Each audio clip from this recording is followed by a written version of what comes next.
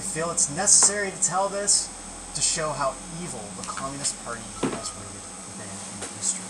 So parents, you might not want your kiddos to watch this one. Let's begin with China's history. China has one of the most rich and oldest cultures in this period of our civilization. With over 5,000 years history, the Chinese people have shaped so many aspects of our ways of life. Throughout all these years, many dynasties came and went, with the cultural landscape drastically changing with each emperor. Some were very noble and upright, and some brought destruction to their people. However, no matter how bad the worst emperors were, they all still believed in the divine, just their understanding may have been skewed. Even Genghis Khan never considered himself to be a ruthless barbarian. He even said, "I am the punishment of God.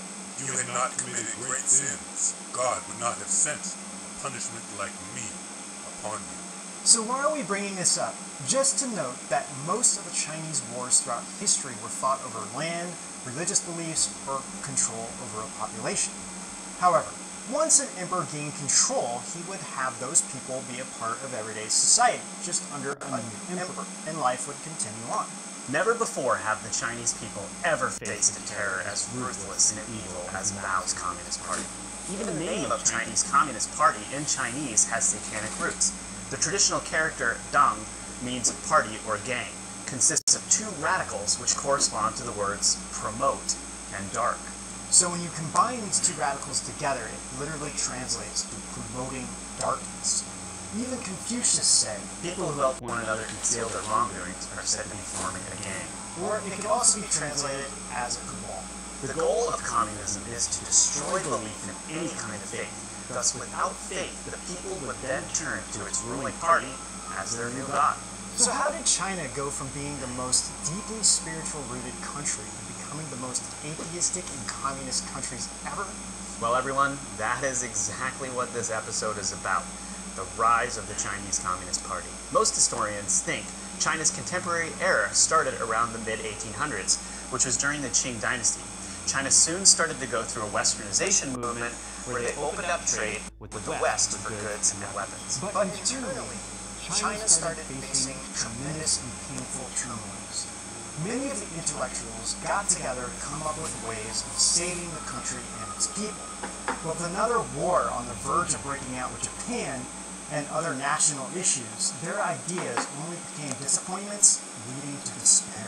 As stated in the Epoch Times 9 commentaries on the Communist Party, Like people who turn to any available doctor in times of illness, they looked outside China for a solution. When the British and French styles failed, they switched to the Russian method. They did not hesitate to prescribe the most extreme remedy for the illness in the hope that China would quickly become strong. their remedy, communism. They wanted to take the easy way out and thought that this ideology would free them of their burdens. Unfortunately, they couldn't have been more wrong. Now, before we get into what happened, let's bring up one of the most ruthless leaders in pretty much the history of our current civilization, Mao Zedong. You might be batting an eye when we say that, but after this episode, you will be agreeing with us for sure. In 1911, the Xinhua Revolution began against the Qing dynasty, and 17-year-old Mao decided to join the Revolutionary Army and the Kuomintang, or the KMT for short, which is the Chinese Nationalist Party, and who formed the First Republic of China.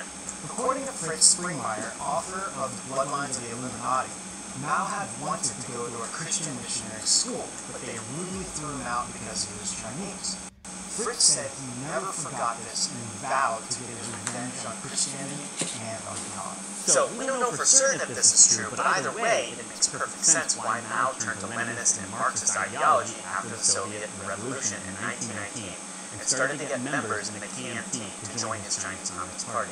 Mao believed that China had too many people, and that the country was using too much resources, land, and food for the Chinese people, and wished to eliminate anyone who wouldn't go along with his bidding. Recycling that old eugenics theory, I guess. How original. He already started to form his plan, which was destroying the four olds. He felt that these would stand in his way, which, for his so-called communist utopia, and these were old customs, old culture, old habits, and old ideas. In reality, he wanted to destroy traditional culture so Chinese people would forget their roots. Then, it would be easier for them to accept his new communist ideology and its propaganda, such as, without the CCP, there would be no new China.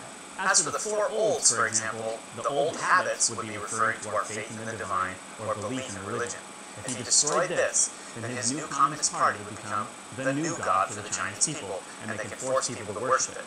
The old ideas would be thoughts and ideas of ancient scholars that helped shape China to which it became before the party took over, and how almost everyone believed in virtue and karma. Old customs would actually break up the family and then install its own ideology and propaganda into the next generation of children. Old culture was actually referring to the Chinese language itself. Every single Chinese character has meaning behind it. For example, the traditional character for dragon or long is actually in the shape of a dragon, which happens to be on my shirt. However, now, the simplified character removed the dragon and now the original meaning is lost. There are so many more examples of this. The traditional character for love has the character for heart inside of it. This meant that people love you for your actions. However, the CCP removed the heart from the character, which now loses its original nature. It basically cut the heart out of it. The sad part is, now the inner meanings behind the traditional characters have been completely lost to modern-day Chinese people, especially the younger generation. Mao wanted to destroy traditional values, so the CCP decided to simplify their own language in order for people to forget their roots and their culture and where they came from. So how is Mao able to create the most destructive regime in human history? Just like a snake sneaking up on its prey waiting to strike, Mao was waiting for the right opportunity to rise. It was also during this time that Lenin and Stalin realized that the U.S. would become a threat to them. So in order to combat this, they needed China on their side.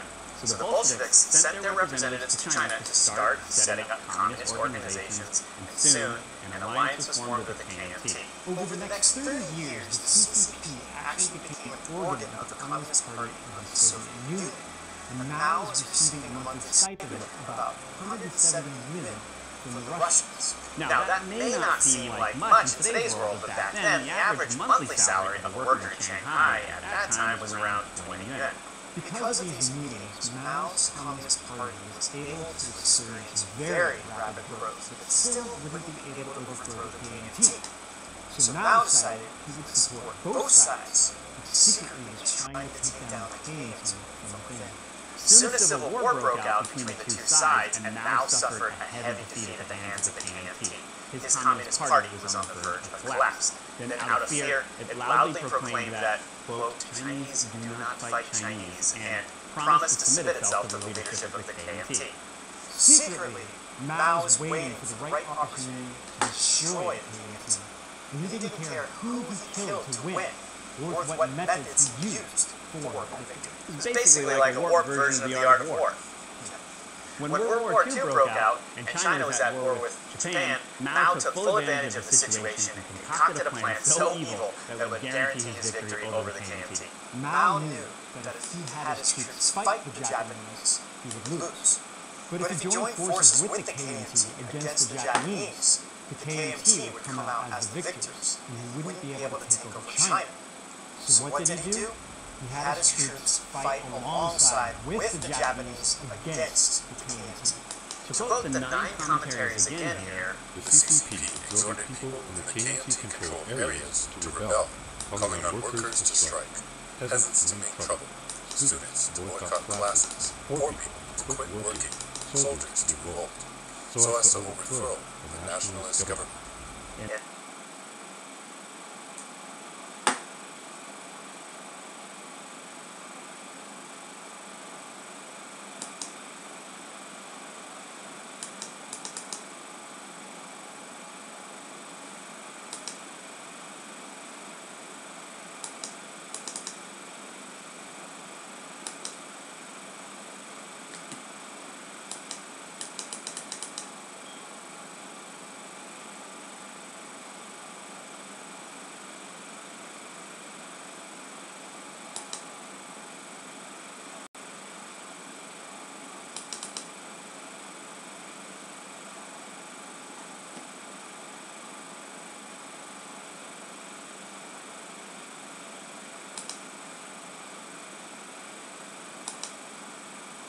History, the Chinese people have shaped so many aspects of our ways of life.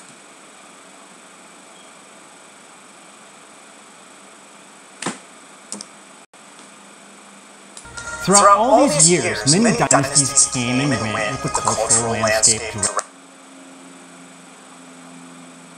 drastically changing with each emperor. Some were very noble and upright, and some brought destruction to their people. However, no matter how bad the worst emperors were, they all still believed in the divine, just their understanding may have been skewed. Even Genghis Khan never considered himself to be a ruthless barbarian. He even said, I am the punishment of God. If you had not committed great sins, God would not have sent a punishment like me upon you. So why are we bringing this up? Just to note that most of the Chinese wars throughout history were fought over land, religious beliefs, or control over a population. However, once an emperor gained control, he would have those people be a part of everyday society, just under a new emperor, and life would continue on. never before have the Chinese people ever faced a terror as ruthless and evil as Mao's Communist Party. Even the name of Chinese Communist Party in Chinese has satanic roots. The traditional character Dong means party or gang, consists of two radicals which correspond to the words promote and dark. So when you combine these two radicals together, it literally translates to promoting darkness. Even Confucius said, people who help one another conceal their wrongdoings are said to be forming a gang. Or it could also be translated as a cabal. The goal of communism is to destroy belief in any kind of faith. Thus, without faith, the people would then turn to its ruling party as their new god. So how did China go from being the most deeply spiritual-rooted country to becoming the most atheistic and communist country ever? Well, everyone, that is exactly what this episode is about. The rise of the Chinese Communist Party. Most historians think China's contemporary era started around the mid-1800s, which was during the Qing dynasty. China soon started to go through a westernization movement where they opened up trade with the West for goods and weapons. But internally, China started facing tremendous and painful turmoils. Many of the intellectuals got together to come up with ways of saving the country and its people. But with another war on the verge of breaking out with Japan and other national issues, their ideas only became disappointments leading to despair. As stated in the Epoch Times 9 commentaries on the Communist Party, like people who turn to any available doctor in times of illness, they looked outside China for a solution. When the British and French styles failed, they switched to the Russian method. They did not hesitate to prescribe the most extreme remedy for the illness, in the hope that China would quickly become strong. Their remedy, communism. They wanted to take the easy way out and thought that this ideology would free them of their burdens. Unfortunately, it couldn't have been more wrong. Now, before we get into what happened, let's bring up one of the most ruthless leaders in pretty much the history of our current civilization, Mao Zedong. You might be batting an eye when we say that, but after this episode, you will be agreeing with us for sure. In 1911, the Xinhua Revolution began against the Qing dynasty, and 17-year-old Mao decided to join the Revolutionary Army and the Kuomintang, or the KMT for short, which is the Chinese Nationalist Party, and who formed the First Republic of China. According to Fritz Springmeier, author of The Bloodlines of the Illuminati, Mao had wanted to go to a Christian missionary school, but they rudely threw him out because he was Chinese. Fritz said he never forgot this and vowed to get his revenge on Christianity and on God. So, we don't know for certain if this is true, but either way, it makes perfect sense why Mao turned to Leninist and Marxist ideology after the Soviet Revolution in 1919 and started to get members in the KMT to join his Chinese Communist Party. Mao believed that China had too many people, and the country was using too much resources, land, and food for the Chinese people, and wished to eliminate anyone who wouldn't go along with his bidding. Recycling that old eugenics theory, I guess. How original. He already started to form his plan, which was destroying the four olds. He felt that these would stand in his way, which, for his so-called communist utopia, and these were old customs, old culture, old habits, and old ideas. In reality, he wanted to destroy traditional culture so Chinese people would forget their roots. Then, it would be easier for them to accept his new communist ideology and its propaganda, such as, without the CCP, there would be no new China. As for the four olds, for example, the old habits would be referring to our faith in the divine or belief in religion. If he destroyed this, then his new Communist Party would become the new God for the Chinese people, and they can force people to worship it. The old ideas would be thoughts and ideas of ancient scholars that helped shape China to which it became before the party took over, and how almost everyone believed in virtue and karma. Old customs would actually break up the family and then install its own ideology and propaganda into the next generation of children. Old culture was actually referring to the Chinese language itself. Every single Chinese character has a meaning behind it. For example, the traditional character for dragon, or lol, is actually in the shape of a dragon, which happens to be in my shirt. However, now, the simplified character removed the dragon and now the original meaning is lost. There are so many more examples of this. The traditional character for love has a character for heart inside of it. This meant that people love you for your actions. However, the CCP removed the heart from the character, which it now loses its original nature. They basically cut the heart out of it. The sad part is, now the inner meanings behind the traditional characters have been completely lost to the modern-day Chinese people, especially the younger generation. Mao wanted to destroy traditional values, so the CCP decided to simplify their own language in order for people to forget their roots and their culture and where they came from.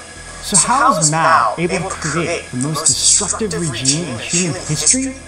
Just like a snake sneaking up on its prey waiting to strike, Mao was waiting for the right opportunity to arise. It was also during this time that Lenin and Stalin realized that the U.S. would become a threat to them. So in order to combat this, they needed China on their side. So the Bolsheviks sent their representatives to China to start setting up communist organizations, and soon an alliance was formed with the KMT. Over the next 30 years, the CCP actually became an organ of the Communist Party of the Soviet Union, and Mao is receiving a monthly stipend of about 170 yuan from the Russians. Now, that may not seem like much in today's world, but back then, the average monthly salary of a worker in Shanghai at that time was around 20 yuan. Because of these meetings, Mao's Communist Party was able to experience very rapid growth, but still wouldn't be able to overthrow the KMT. So Mao decided he would support both sides, which secretly was trying to take down the KMT from within. Soon a civil war broke out between the two sides, and Mao suffered a heavy defeat at the hands of the KMT. His Communist Party was on the verge of collapse. Then, out of fear, it loudly proclaimed that, quote, Chinese do not fight Chinese, and promised to submit itself to the leadership of the KMT. Secretly, Mao was waiting for the right opportunity to destroy the KMT. And he didn't care who he killed to win, or what methods he used for that victory. It's basically like a warped version of the art of war. Yeah. When World War II broke out and China was at war with Japan, Mao took full advantage of the situation and concocted a plan so evil that would guarantee his victory over the KMT. Mao knew that if he had his troops fight the Japanese, he would lose. But if he joined forces with the KMT against the Japanese, the KMT would come out as the victors, and he wouldn't be able to take over China. So what did he do? He had his troops fight alongside with the Japanese against the KMT. To quote the 9 commentaries again here, the CCP exhorted people in the KMT-controlled areas to rebel, calling on workers to strike, peasants to make trouble, students to boycott classes, poor people to quit working, soldiers to revolt, so as to overthrow the nationalist government. In this way, they were calling out all the KMT supporters to come and take a stand against the Japanese, but really, the CCP was actually calling them to their death so Mao could make sure there would be no uprising from any KMT supporters. While the battle was going on, Mao started to expand his own base. Once the KMT were on the verge of defeat, Mao then had his troops turn against the Japanese forces, and the Japanese started to surrender, and then they incorporated them into the CCP's army. For the regular citizens of China, Mao was now a hero, and he had single-handedly won the war and formed a massive army in the process, and showed that his new Communist Party would lead the new China. And you can even see this in modern Chinese movies today, where Japanese are considered to be evil. Even today, the textbooks in China, which were produced by the CCP, say that the KMT ran away from the Japanese, and it was the CCP who saved China. Mao quickly realized that the best way to kill off a large number of Chinese people was not through war, but through famines. As bad as Stalin's famine was, It was nothing compared to how many people died during the CCPs. In just 3 years, an estimated 40 million people died, but the real number is impossible to trace. The CCP labeled the Great Famine as the 3-year natural disaster, meaning they're saying that a natural disaster caused the deaths of the people, and this is what is still written in their textbooks. In some of the most serious deprived areas, families would exchange one another's children to eat, since there wasn't any food. Writer Xia Qing shared a story about a peasant farmer who was only left with his son and daughter. One day, the father told the girl to leave the house, and when she came back, she couldn't find her brother, but instead saw oil floating in a cauldron and a pile of bones next to the stove. The next day, the father added more water and asked his daughter to come closer. The terrified girl cried to her father, "Daddy, please don't eat me. I can collect firewood and cook food for you. If you eat me, nobody else will do this for you." This was just one case, and we are sure that there were many unheard stories like this. Guys, I wish we could say we're making this up, but this is actually the reality in China's communism. Mao was also testing party officials during this time, and any official who resisted telling the truth to people and denied that any famine was going on was promoted among party members to the top ranks. One thing that the CCP did was to force the Chinese people to turn against each other and not to trust each other and call out anyone who would oppose the CCP. Children would be rewarded for these so-called good deeds and would receive high marks in their classrooms, and family members turning in other family members would actually rise in the ranks of the Communist Party. In the 9 commentaries of the Communist Party, there is a story of a school teacher in Beijing in the 1960s who accidentally put 2 characters of socialism and fall down next to each other when she was quizzing her students on Chinese characters. Her students reported her to members of the Communist Party, and she started to be criticized every day and beaten by the male students. The teacher.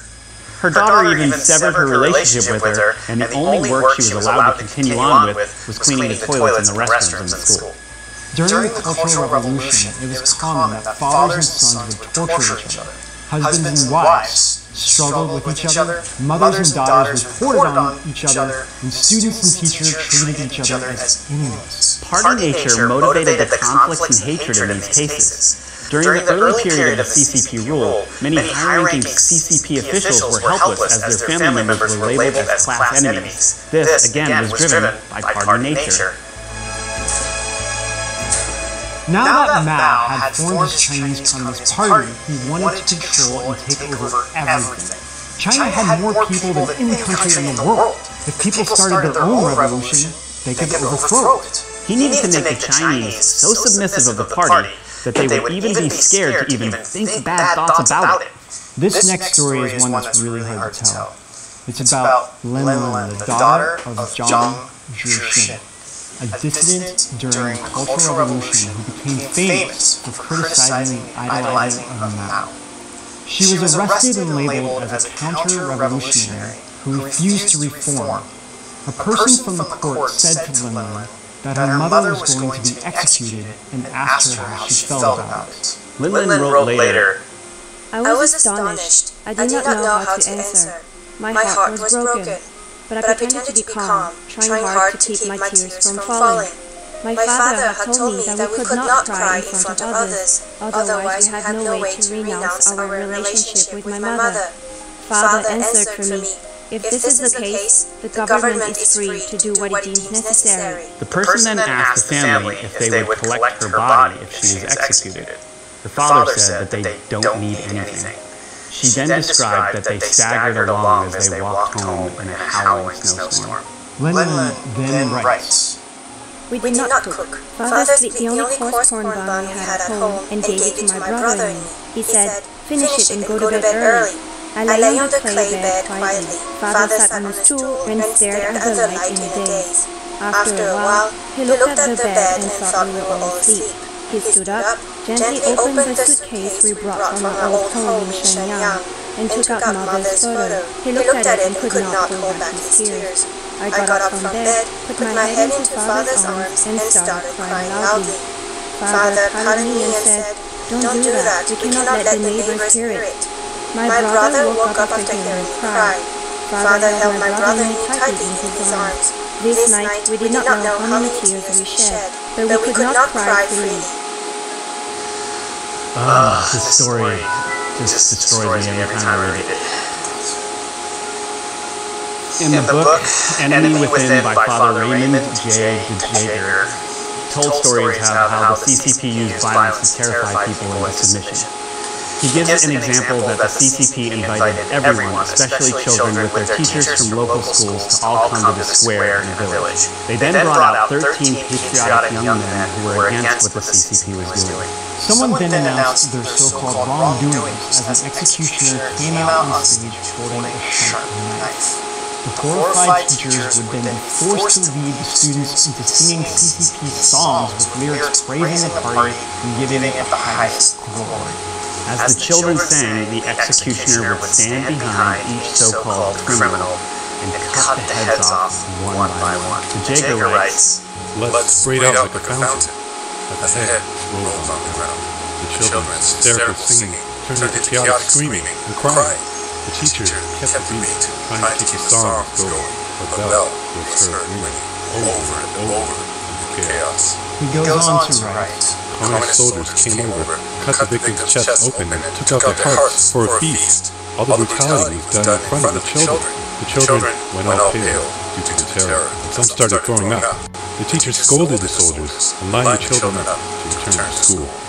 The Communist Party would do this as many times as they could, and Father DeJager saw this happen multiple times. He then said that the children became so used to the blood and numb to the killing that some even started to enjoy it and would be unhappy if there wasn't as much blood being splattered.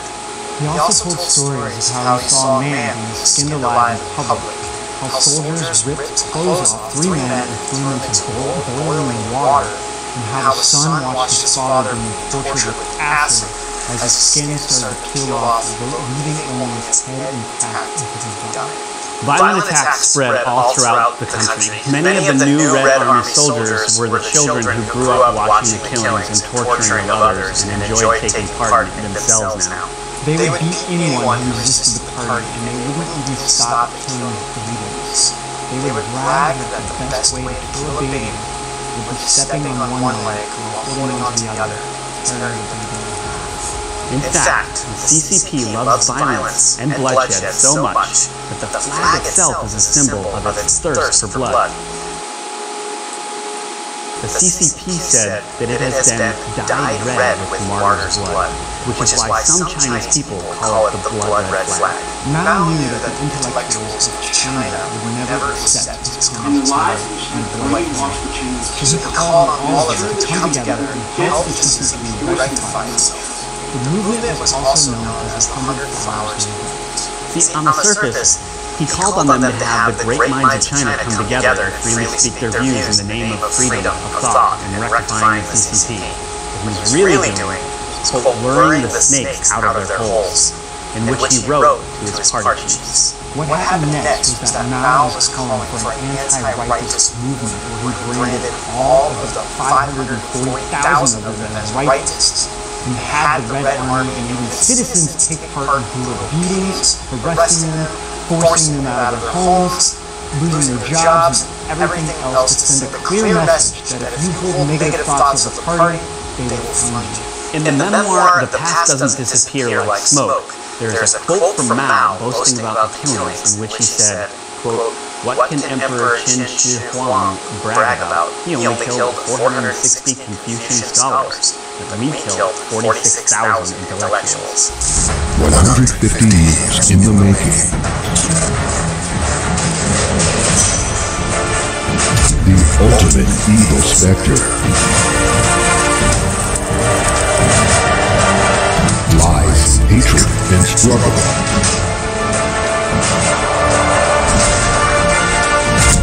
Traditions destroyed.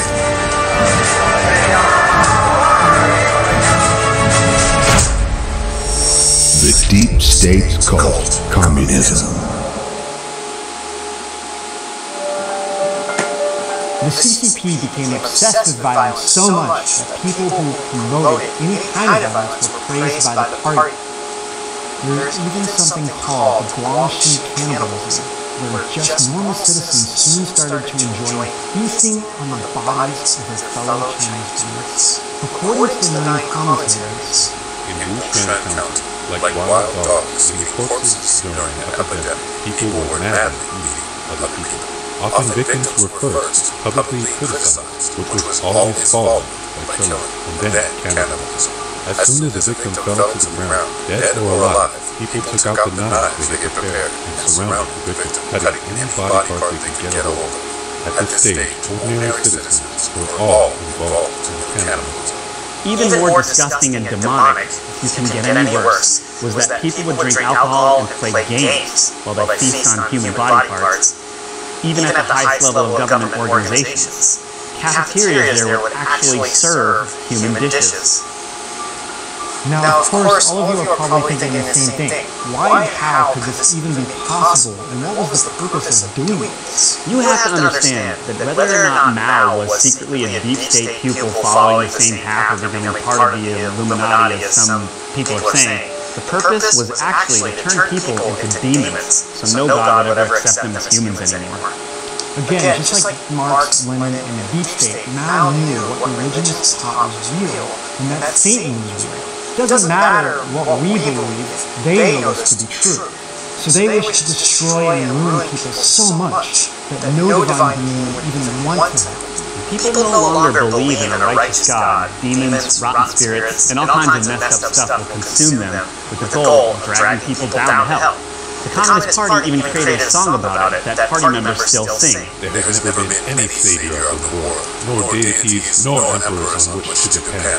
To create humankind's happiness, we must entirely depend on ourselves. And this goes on to our next topic, the destruction of religion.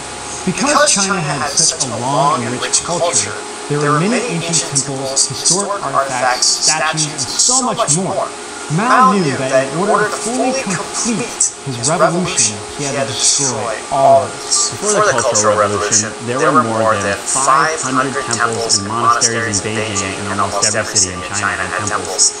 Ancient walls and monasteries full of monks and religious people. Mao sent his Red Army and incited the people that these were all old thoughts and ideas, and they must be destroyed to pave the way for the new China.